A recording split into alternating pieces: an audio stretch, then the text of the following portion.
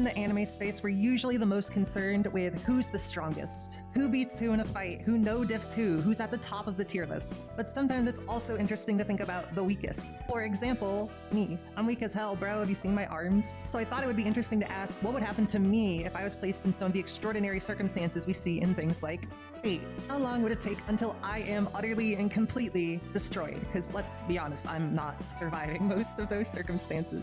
Then the question becomes, what kind of scenario could I put myself in? In the first arc of Fate Grand Order, the organization Chaldea, to which our protagonist belongs, is fighting to defeat a villain that is trying to incinerate all of human history. And guess what? It works. If you're me, the big bad is canonically defeated by a cat girl, a dragon girl pretending to be a pop idol, and an exotic dancer. But unfortunately, they were not able to defeat the greatest enemy of all, mobile game profits. So that means that in Fate Grand Order's second arc, the world needs to end again. But even more this time. A being known as the alien god descends from space and in only a matter of days manages to completely defeat all of the humans trying to resist them. And then within a few months has not only managed to completely wipe out all of the living things on Earth, or almost all of the living things on Earth, but has also just wiped the globe clean. The globe has literally been bleached. It is called the bleached Earth. So that's kind of rough. And on this now blank canvas that the alien god has to work with, they then plant 7 tree-like structures called the fantasy trees, or the trees of emptiness. These trees are extremely powerful to the point that they are literally able to rewrite the reality of the area around them. Each tree creates what is known as a lost belt, which is basically like a parallel timeline for the Earth that has been snipped out and planted on our Earth. Or well, our Earth meaning the Earth in the normal Fate universe, because we don't have vampires and like dragons, as far as I know. Each of the timelines shown in these lost belts were created by some major divergence that happened to differentiate them from what is known as proper human history, which is the normal timeline of Fate Grand Order. Like maybe some major historical figure died before they were supposed to, or lived when they weren't supposed to, or maybe there was some sort of enormous natural disaster, some sort of religious event happened that's not supposed to happen. Whatever the case, this forms a world that is basically entirely different from what is seen in the normal Fate timeline,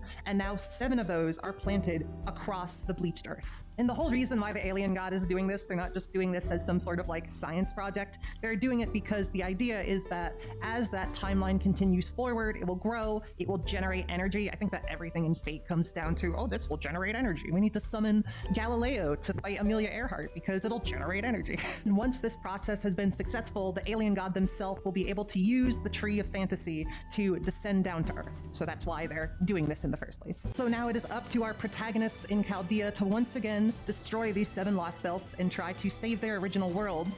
But that's not me.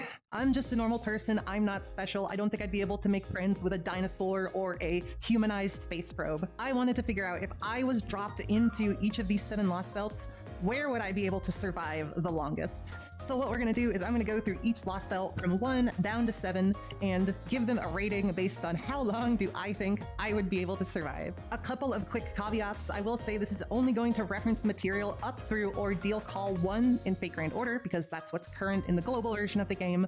So if there are some additional details that would affect a ranking, just keep in mind that as far as I know, that doesn't exist. Also, the person trying to survive in these lost belts is just going to be me, just normal me. My current age, my current level of fitness. I can speak whatever language they speak in the lost belt. We'll say that I am not going to get affected by any diseases from going to a different timeline, because that would be boring. However, I am always going to be just a human.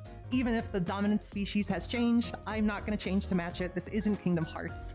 I am just a normal-ass person. But we're also going to say that I show up in the Lost Belt before the actual characters from Fate Grand Order do. That's just because all of them do eventually bring an end to that Lost Belt. So if I'm there, my chances of survival go way down.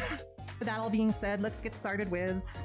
And then the first Lost Belt takes place in Russia. The divergence point for this Lost Belt occurs in 1570 when an asteroid strikes the Earth and basically causes a new ice age. This ice age manages to kill almost the entirety of human civilization. Again, it's 1570. They don't have the little Bitcoin mining hand warmers that you can use to keep yourself warm. God, I can't believe those exist. Only people that are left are those in Russia because, of course, they're already used to living in a place that's extremely cold.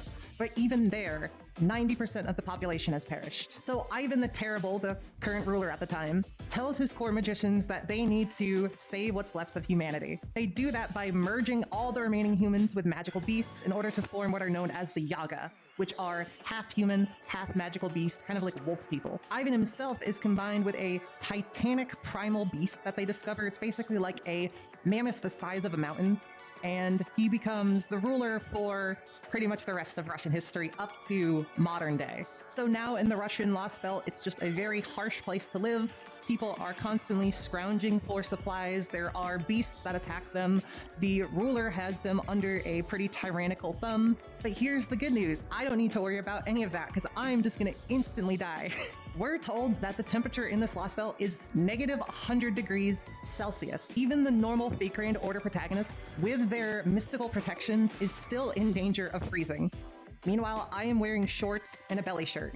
And I know that I always wear this hat, but I don't think that's gonna save me. So I get into the Russian Lost Belt and I die in like an hour. Easy, bottom of the list. Second Lost Belt takes place in Scandinavia. The divergence point is the year 1000 BC during Ragnarok. What do you not remember in history class when we learned about the world ending in 1000 BC? You don't remember that? Although this event is not actually the end of the world like it's said to be in Norse mythology, instead it was the end of the Norse Age of Gods, when divine spirits were walking amongst the planet, interacting with human beings, things like that. The divergence happens after the giant wolf Fenrir consumes the sun. Giant King Surtur, whatever the case, he betrays Fenrir, kills him, consumes him, and gains his abilities. With this power, he is easily able to dispatch all of the other giants, creatures, and gods that are located, all except for two. Odin just manages to seal Surtur into what was left of the sun, turning him into kind of the new sun. Then before Odin himself passes away, he empowers Skadi, the last remaining god, and also combines her with Skaha, who is a Celtic hero that has a similar mythological relationship. They have a common mythological background. Skadi uses her new abilities to spread snow over the entirety of Scandinavia to try and counter the fire that was left behind by Surtur, who again is now trapped up in the sun. He's not dead, he's just trapped. And that leaves the Scandinavian Lost Belt as this kind of hellscape mixed between snow and fire.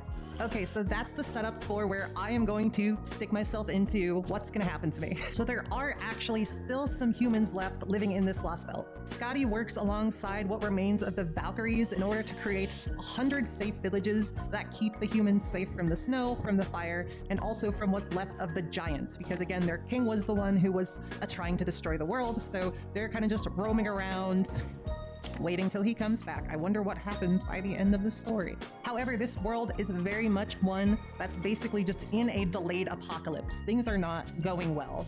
This is not a place where you can raise food super successfully. There's not a lot of resources. So the rule is in these villages that if a person does not have a child by the age of 15, they are kicked out, where they inevitably will go to not live. The same thing happens even if they do have a child but they reach the age of 25. Again, they get kicked out of the village. Now here is an unfortunate truth, viewer.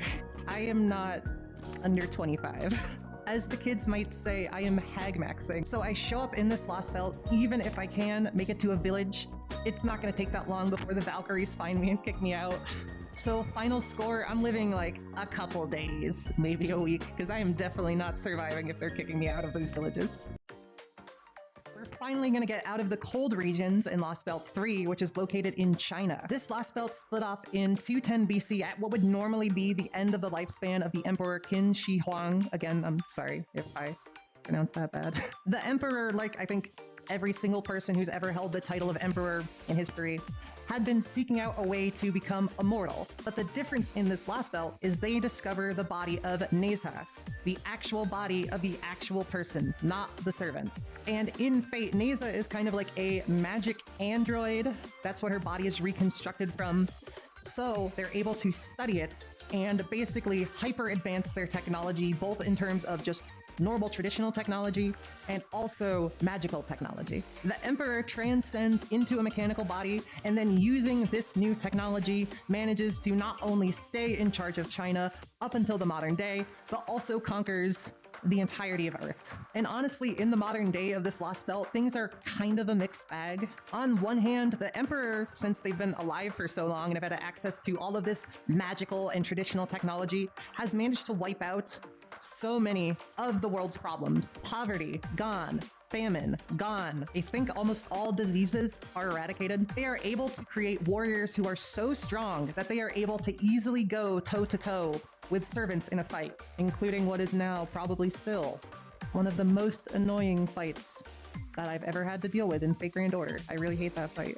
And the Emperor himself has literally transcended not only their human body, but the ground. They are in a massive superstructure that can float not because it's being supported, not even because it has any sort of propulsion. They just can control gravity now. And the Emperor is also interfaced with the new Great Wall, which is an atmospheric superstructure that I think coats the entirety of China, if not the entirety of Earth. And not only does it let them surveil what is happening on the ground, but also they can destroy things pretty effectively by just dropping a payload from it. For your normal, average, everyday person, they are living a pretty good life. Again, there's no war, no conflict, no sickness, no hunger. But unfortunately, the Emperor has a very tight hand on everything. They are not allowed to learn almost anything. And in fact, if the populace does show any development, he will destroy them and everyone else that they know. But honestly, I'm not there to make waves, I'm just there to survive. So if I am dropped down into Lost Belt 3, I think I'll be able to make it maybe my whole natural life. I won't be hungry, I won't get sick. As long as I don't accidentally blow the mind of some villager by talking about like Cool Ranch Doritos, then I should be able to live, like I said, my pretty much whole natural life. Okay, now we are moving to India for Lost Belt 4. This split occurs in 11,900 Deva Vatsra. I don't know what that converts to in other methods of timekeeping. I tried to look it up and I only got more confused. But anyway, the split occurs thanks to the Indian demigod Arjuna absorbing all of the other gods in the Indian pantheon except for Ganesha. And if you know anything about the Hindu pantheon, that is a lot. So with this, Arjuna has become a living god that has abandoned most of his personality and also almost all of his humanity. This version of Arjuna is referred to as Arjuna Alter. Arjuna Alter becomes the omnipotent ruler of definitely all of India, I assume the rest of the world, but I don't know if they ever clarify. And the greatest display of this power is he speeds up what is known as the Yuga cycle. Normally, the Yuga cycle occurs every few millennia. The world is destroyed and then remade. However, he speeds it up just a tiny bit so that the world is destroyed and remade about once a week. So every single week, Arjuna comes, goes, ends the world, and then remakes it. When he remakes the world, he does not make it exactly the same. Instead, he removes anything that he personally considers to be defective or evil. For example, one of the characters that we meet in this Lost Belt is a young girl. She has a pet dog, and that dog has a broken leg. The world ends, this girl and her dog are both destroyed. However, only the girl is remade, because in Arjuna's eyes, the dog is defective. It has a broken leg. But not only are the eliminated themselves removed, but also all memory concerning them is deleted. Otherwise, this Lost Belt seems fine to live in. There are like monsters, but in theory, again, I don't think I'm gonna be out there fighting them. So honestly, this Lost Belt is hard because I'm not just asking about my survival skills. I need to ask myself, am I a good person? If I am destroyed, which I almost certainly will be, again, I'm not fighting Arjuna, nor do I have the technology to avoid it when he destroys the world. If I do get destroyed, is he gonna remake me? I don't know, I hope so. Honestly though, I know myself, I will eventually get mad at something, or I'm extremely clumsy, I'll fall off like a ladder and break my arm. So honestly, I'm probably only gonna make it through maybe a handful of cycles, so maybe just a month or two in this Lost Belt. I don't think I'm gonna make it that long. Let's get into Lost Belt 5. This is the Greek Lost Belt, but it does not take place in Greece. Instead, it takes place in the Atlantic Ocean. So a little background that you need to know before we get into the Lost Belt. This is something that is just true in normal, proper human history in the Fate world. It's nothing related to a Lost Belt. So in Fate, the Greek gods are actually spaceships. So it's still very similar to normal Greek mythology. It's just that instead of them being divine beings, they are extremely powerful, basically also still divine spaceships. There was a giant arc ship named Chaos who was going to explore the cosmos, and it divided itself into the Titans and the gods to go explore, find, and terraform new worlds, what you would expect from a arc ship. Just like in normal Greek mythology, the gods end up rebelling against and destroying the Titans, and then they find themselves on Earth. They start to communicate and work alongside humanity who come to worship them because, again, they are extremely powerful. It does still work out into a deity-worshiper relationship. The gods even create these humanoid terminals that let them come down and interact with humanity. Again, as far as we know, that is just normal Fate history. Even in original Fate Stay Night, that should still be part of their history. The divergence in this Lost Belt happens in 12,000 BC when the Earth is attacked by a extremely powerful alien invader. Not going to go into too many details about them because that's really a video all on itself. In proper human history, this invasion is the end of the Greek gods as their spaceship selves. They are destroyed and essentially reduced to just divine spirits. However, in the history of the Greek Lost Belt, Zeus does not want to lose. So he forcibly merges himself with all of the other gods and basically steals 90% of their functionality into himself, and that is enough power for him to be the one that repels that invader back into space. So at the end of this conflict, the gods are significantly more powerful than they are in proper human history because they still retain their actual mechanical bodies. Zeus himself is also extremely powerful because he does keep a hold of most of that power that he stole from the other gods.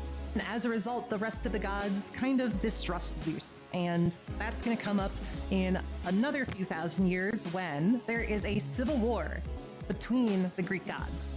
Some of them want to live amongst humanity, some of them want to rule over humanity. Zeus is on the second side. And when I say that it's a civil war, it might sound like there's an even split, and it seems like there's an even split because Zeus is joined by Aphrodite and Demeter and Poseidon. However, that's not under their own will. Instead, it's just Zeus manipulating them so that they have to follow him. And of course, in the end, Zeus is essentially all-powerful, and he is able to destroy all of the gods rebelling against him, integrating what he wants out of their functions into himself, and then littering what's left of their mechanical bodies in the seas of the Atlantic Ocean. This would eventually give rise to the lost continent of Atlantis, which is where the Lost Belt actually takes place. So this Lost Belt is a dictatorship under Zeus who keeps around a few other gods, again, like Aphrodite and Demeter, just to kind of, I don't know, have people to talk with. He has no reason. He really could just kill them if he wanted to. So here's the thing. So what I described might sound a little scary, a little authoritarian, but this is by far the best Lost Belt to live in. Because again, I'm not making waves. The only reason why the Lost Belt seemed as threatening as it did in the game is because we were playing as a group of people coming in to try and destroy it. I'm just some random person getting dropped into this Lost Belt. I'm gonna have a much better time than I would in any other Lost Belt. Spoilers for when I get to 6 and 7. This is because the Greek gods can actually give a blessing to mortals in the form of this kind of nanomachine slurry that can either get injected into a person or can be combined into materials in order to build things. And these nanomachines are like basically the panacea. They make you stronger, they make you more sturdy, they make you so, again, you can fight with servants. And guess what? We see in the Lost Belt that they don't just work on inhabitants of the Lost Belt, they will work on anyone. To be fair, we do only ever see them used on servants from outside the Lost Belt, but in theory, if they work on normal humans and they work on servants from outside the Lost Belt, halfway between that is people from outside the Lost Belt. So as far as I know, they should work on me. So from here, my life in the Greek Lost Belt can go one of two ways. I could end up in Atlantis, the lower realm of the Lost Belt, where all of the human beings that rebel against the gods are sent. Humans do have more to contend with. There are like wild magical beasts and stuff like that, but they still have access to the gods' blessings. So in theory, I would be able to live at least my normal lifespan down here, if not longer. However, I hit the jackpot if I end up going to Olympus, realm of the gods where those loyal to the gods and the gods themselves live.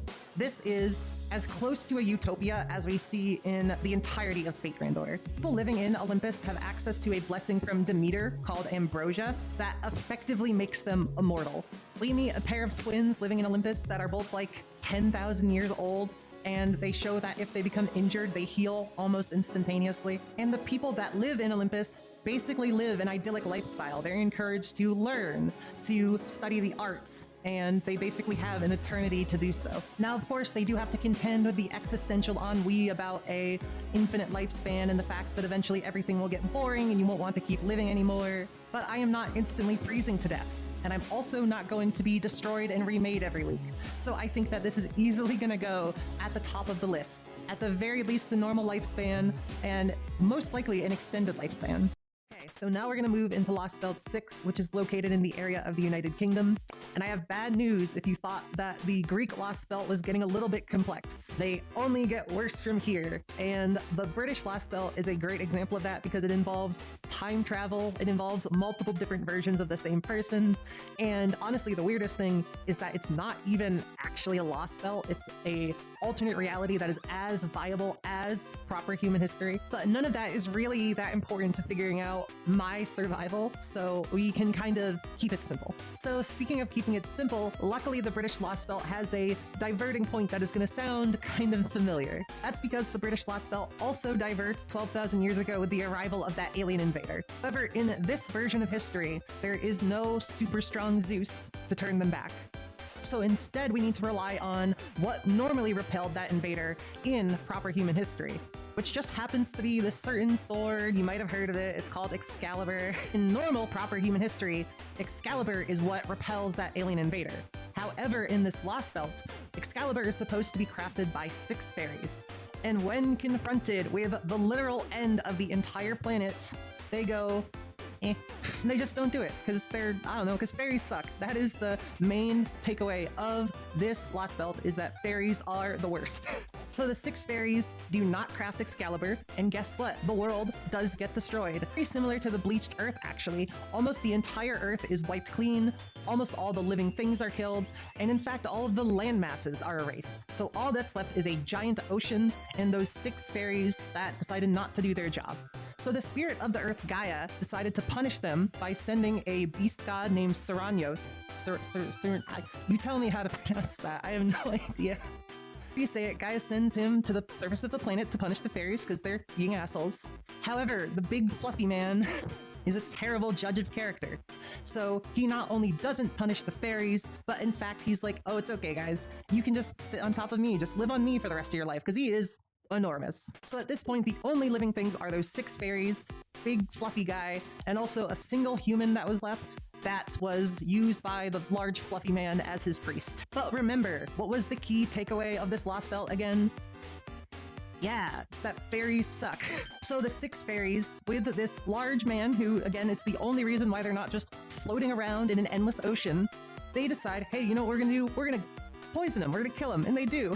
So they poison him, they turn his body into a brand new landmass, they literally tear apart that last human into 6 pieces, and they use that to build Fairy Britain. However, in the infinite justice of the cosmos, they suck again, and that society ends up failing. The 6 different clans that arise from those 6 original fairies all turn on each other, there's giant calamities, and by the time our enemies in Fake Grand Order arrive at the Lost Belt, it's actually completely dead because they've just managed to themselves.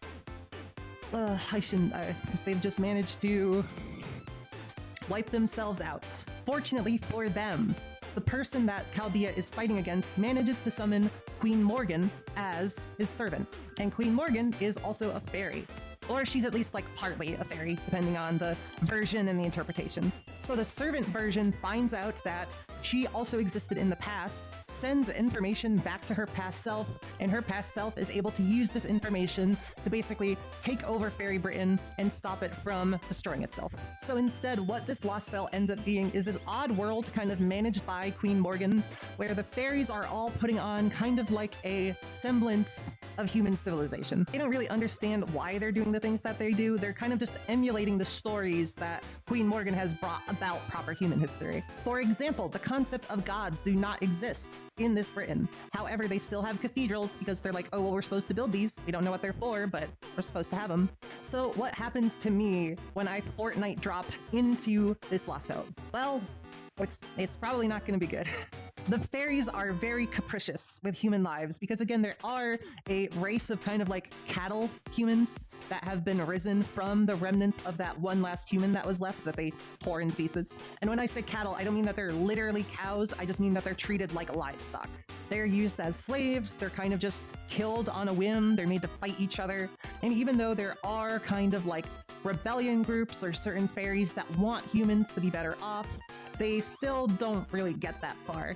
Not helping the situation is the fact that these humans are actually restricted by the lifespan of that original human, and so they all die by the time that they're 30. So honestly, my best bet is to end up as the pet of a particularly kind fairy who's willing to take care of me, maybe until I live through the rest of my life, but I think that on average, I might make it a decade or two. I don't think I'm living my whole life in the 6th Lost Belt.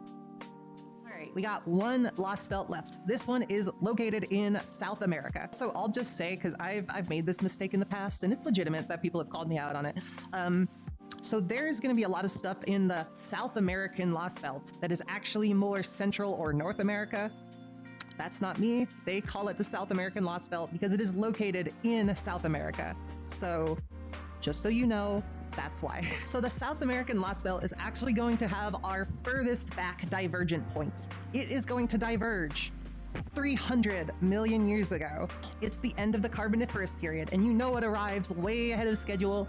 The meteorite that kills the dinosaurs. So it comes, crashes down, manages to not do as much damage as it does in the normal proper human history timeline. And in fact, it ends up being a net boon for Earth because of what is being carried on that asteroid. So that asteroid carries what is called the Divine Filament, or Maya. I think it is pronounced Maya, it's the double L. So this is a very odd kind of alien plant fungus creature that is able to integrate with other living things. This does actually exist in proper human history, and it's used to explain a lot of the divinities of the region. So things like Quetzalcoatl are actually just a human interfacing with this divine filament. However, in this world, humans are millions of years from evolving. So instead, what the Maya ends up doing is integrating into the continent itself and actually prevents Pangea from splitting apart. So it is strong enough, it has a high enough grasp over the surface of the planet to keep the continents together. In addition, it also manages to prevent the 2nd and the 3rd mass extinction events on planet Earth. So it is pretty significantly altering the biological history of the planet Earth. History continues as it normally would for millions of years. The dinosaurs evolve. However, in place of that asteroid that would normally come and cause the extinction of the dinosaurs, instead what arrives is a different alien invader. This alien invader, called Ort, would crash down, and depending on if it's awake or not, could just end all life on Earth again. So the Maya, the plant fungus filaments, come up with a plan. By this point, they are so integrated into the Earth itself that they have gained almost a divine authority over the surface of the Earth. And they are able to use this to actually sap the energy out of the Earth's surface. And that turns the surface of the Earth into basically a hellscape. There's volcanoes erupting, there's giant waves, because that energy would normally be kind of moderating what's going on. Instead, what the Maya does is it takes that energy and it uses it to build kind of a bunker to preserve the life on the surface of the Earth. Or, well, the life from the surface of the Earth, because it's not on the surface, it's actually underground. It manages to construct this huge column divided into segments, and then is able to send a bunch of the living things on the planet into that underground column where they can live and not get destroyed by the alien invader. And this underground space would come to be known as Mictlan, and it is where the majority of the Lost Belt takes place. So what is Mictlan like? It is strange, to say the least. Again, it is shaped into a giant tube, and living things live on this tube. And you can walk around the whole tube, and gravity is altered so that you can do that without falling off. Also, in place of a sun, the Maya have constructed this kind of big artificial ball of energy, it's basically a sun, that moves from one end of the tube down to the other, back and forth. This creates kind of a day-night cycle. And in addition, since the main species that was being saved from the surface of the Earth at this time was dinosaurs, when the Maya takes them down, it makes some modifications. By altering their DNA and also integrating their own body into the dinosaurs, it creates this new species called the Dinos, or Dinos. Again, I don't know how you're supposed to pronounce it, but this one is a fake word, so it's better that I can't say it. And to put it simply, these dinos are basically superorganisms. They are as large and as strong as a normal dinosaur, but they are also hyper intelligent. Their brains are compared to basically a supercomputer. They no longer need to eat. In fact, they can make most of their energy through photosynthesis. Also just gain some basically superpowers. They can turn invisible, and they also can kind of generate a wave around themselves that is able to negate things like bullets. However, I am not a Dinos. So what happens when I am put into Lost Belt 7? This one is maybe the one where my spawn matters the most. The tube is divided into 9 different strata, and depending on where I spawn, I might instantly die, or I might live fine. Strata 1, 6, and 9. I would just instantly burst into flames. However, we also know that Strata 3 is able to support human life because humans do actually evolve in Mictlan, and they go on to build cities and civilizations on Strata 3. It is also possible for humans to live on Strata 5, because during the event of the Lost Belt story, they introduce a new human-like species that's able to construct and run a civilization on the 5th strata. I do think that my best bet is probably to live on Strata 3. That is where the Dinos live in a way that is most matching to human civilization. And I also think that as long as this is before they start to fear humans, then they should accept me and probably get along with me pretty well. So I think that there are parts of the Lost Belt where I would be able to live pretty much my whole normal human lifespan. It might be a little bit shorter due to lack of medication, but it'd probably last a decent number of decades. So if we average that out with the other parts of the Lost Belt where I just instantly burst into flames, I would say an average would probably be a few decades, 1 or 2. All right, we've finally done it. We went through all 7 Lost Belts and ranked them based off of how long I would survive there. So what have we learned? I am not sure. Russia is cold. Fairies suck. Zeus is a dictator, but he runs a pretty good society. I think that this is a fun way to kind of explore these fictional worlds and compare them to my normal everyday life. So if you want to see me judge my own mortality in more contexts, go ahead and subscribe. Or for other Fates and maybe Type Moon related stuff, I have to do a Type Moon video. I have Type Moon in my bio, but I haven't talked about that Type Moon property that's not Fate. I'm such a fraud. Bye bye.